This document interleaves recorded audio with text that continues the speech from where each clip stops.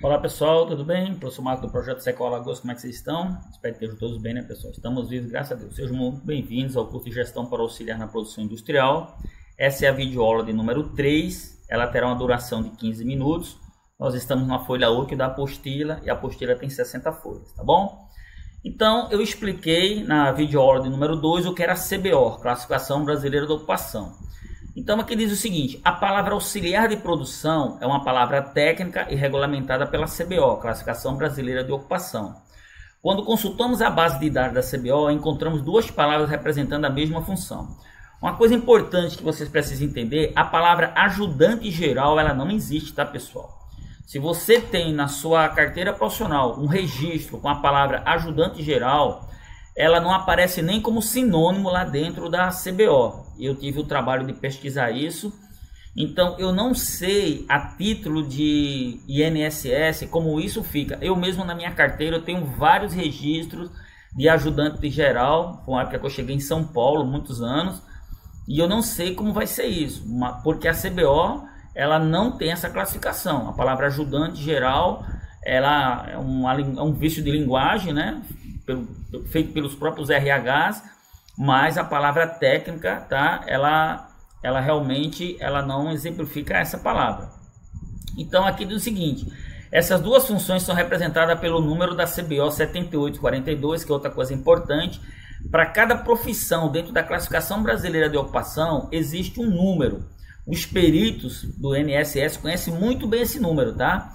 Todas as vezes que você vai fazer uma CAT, um comunicado de acidente do trabalho, o profissional técnico de segurança do trabalho, ele tem que colocar esse número dessa profissão, porque essa profissão ela é reconhecida, tem que ter um número. Se não tiver um número, a profissão não é reconhecida. Então, você não pode colocar, por exemplo, 7842 para ajudante geral, porque na hora que o perito digitar 7842, ele não vai encontrar a palavra ajudante geral. E o INSS, eles são muito caxias, tá? Eles trabalham ali em cima das regras, tá bom? Então a palavra 7842, alimentadores de linha de produção, dá uma olhada nisso, tá vendo? É meio louco a CBO, tá pessoal? Por isso que tem que ter uma interpretação, mas o pessoal da área do jurídico, os aplicadores de lei, eles trabalham em cima do que a lei fala, tá bom? Então o 784205, alimentador de linha de produção. Então aqui a CBO diz o seguinte: abastecedor de linha de produção, abastecedor de máquinas de linha de produção, alimentador de esteiras, preparação de alimentos e bebidas, alimentador de máquina automática, auxiliar de linha de produção, operador de processo de produção. Auxiliar de linha de produção. Auxiliar é ajudante? Não. Não tem essa interpretação. Pode ser que algumas pessoas falem, mas auxiliar está ajudando. Mas a lei, eu não sei o que dizer, eu até sei, mas eu não vou confrontar a lei. Mas não, pode ser que você coloque numa petição ajudante, o juiz diga não, essa palavra eu não aceito, porque ela não tem uma definição. Ajudante que, tá? Então auxiliar de linha de produção, operador de processo de produção. Aí na descrição sumária da profissão, dentro da Classificação Brasileira de Ocupação, você tem prepara materiais para alimentação. Então a classificação ela é bem clara, ela assim, ela tem o título, ela tem primeiro o título. Esse título ele vem, ó, 784205. Pode ser que tenha o 784202. Então, para você entender, o 7842 se refere à questão da produção industrial, alimentadores de linha de produção. Então, nós temos aqui, ó, 7842 são os alimentadores de linha de produção. O traço 05, o código 05, ele traz outras funções. Tá? Então, quando se fala código 05, ele traz aqui, ó, 1, 2, 3, 4, 5, 6 funções para o código 05, tá bom? E para todas elas tem uma descrição sumária, certo? E a descrição sumária é: preparam materiais para alimentação de linha de produção, organizam a área de serviço, abastecem linha de produção, alimentam máquinas e separam materiais para reaproveitamento. Ok? Aí você sofre um acidente e quando você chega no INSS, junto com a CAT, comunicado de acidente do trabalho, o perito do INSS, porque do primeiro dia do acidente até o 14º dia, Até o 15º dia, você está sob responsabilidade da empresa. A empresa diz, ó, Marco, você se machucou, então vamos esperar aí 15 dias, ver se você vai voltar. No 16º dia, a empresa é obrigada a te entregar para o INSS. E quando ela te entrega para o INSS, ela te dá um documento que vai especificar o que aconteceu contigo.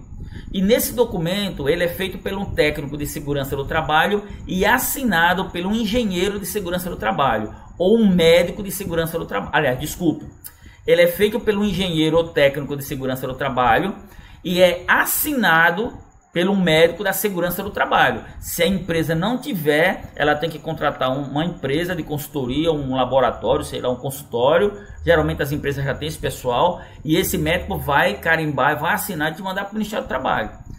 Vai sair tudo redondinho, você só precisa ler se aquilo que está ali é o que está acontecendo na realidade, né? Porque o perito ele vai fazer perguntas. E se ele notar que o que você está falando não está batendo com o que está escrito, ele vai ver ali que estão tentando fraudar o INSS. E aí vai sobrar para alguém, tá bom?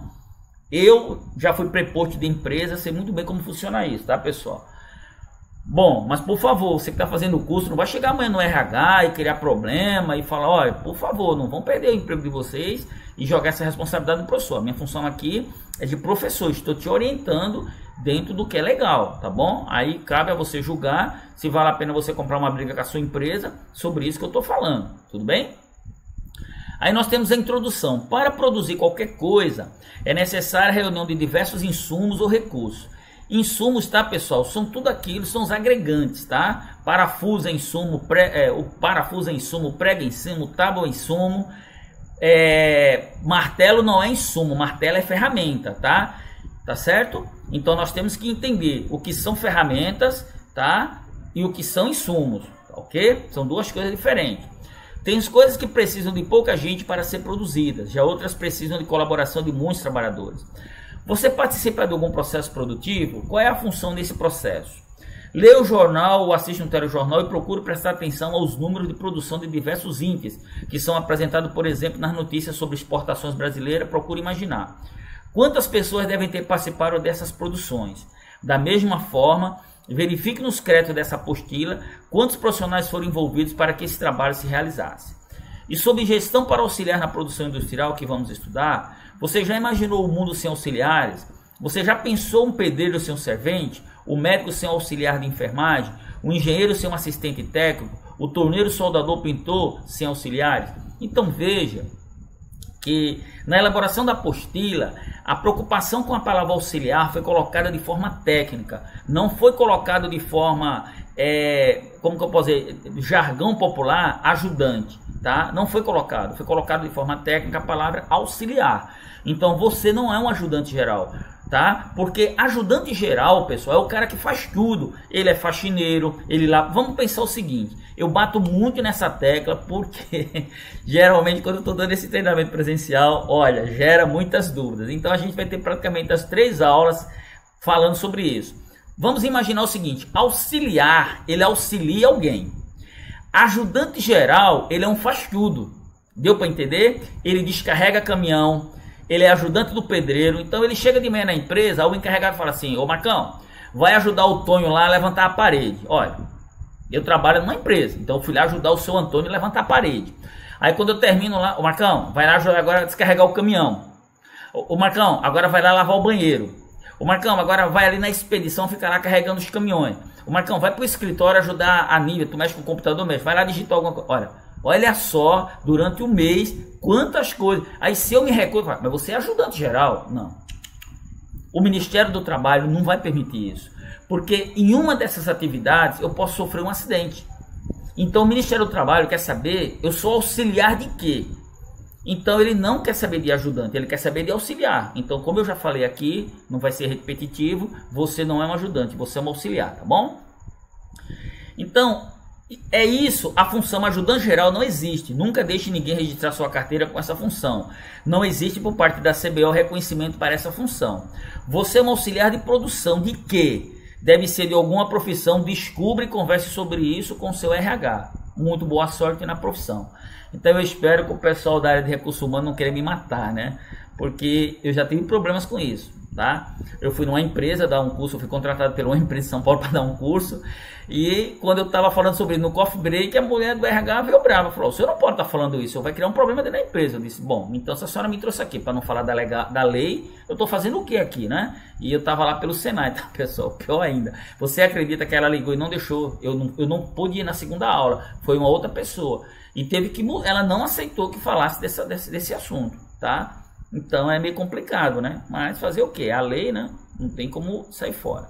Então aqui nós temos uma figura na apostila. Eu não sei aí se no celular de vocês, no computador dá para ver legível, mas eu não sei se você está vendo o curso aí pelo celular, pelo tablet, tá bom? Então a gente vai caminhando aqui, beleza? Deixa eu tirar essas propagandas aqui que é um horror, eu não consigo tirar isso. Iniciando a conversa, a Zona Franca de Manaus é uma área livre, comércio de importação e exportação, de incentivos fiscais e especiais. Então, importar é trazer de fora para dentro e exportar é colocar de dentro para fora. A balança comercial, ela importou mais do que exportou? Se ela importou mais do que exportou, tá complicado, né? Então, o nosso dinheiro saiu mais do que entrou. Agora, se ela exportou mais, aí tá legal, porque o nosso dinheiro saiu mais do que entrou, tá bom? Aliás, entrou mais dinheiro do que saiu, me perdoe. Então, incentivos fiscais. A Zona Franca de Manaus, ela fica em Manaus, eu conheço, é um lugar, não é? É um polo gigantesco, onde já foi o maior polo de eletroeletrônico do Brasil, tá certo? Eu não sei hoje, eu não lembro hoje qual é a estatística, qual é o número que representa a Zona Franca para cada 10 produtos feitos no Brasil. Eu não sei explicar. Mas eu posso dizer que em 1980, para cada 10 produtos eletrônicos que era feito no Brasil, pelo menos 7 era feito na Zona Franca de Manaus. Foi um grande incentivo no norte do país, para que o norte do país pudesse ser povoado, né, para que Manaus pudesse ter um crescimento. E ali se instalou grandes empresas, né? O pessoal da minha época deve lembrar a Sony, a Sharp, a CCE, a Philco Ford. Na minha casa tinha uma televisão Philco Ford, a Philco, né? A Philips do Brasil tinha na Zona Franca.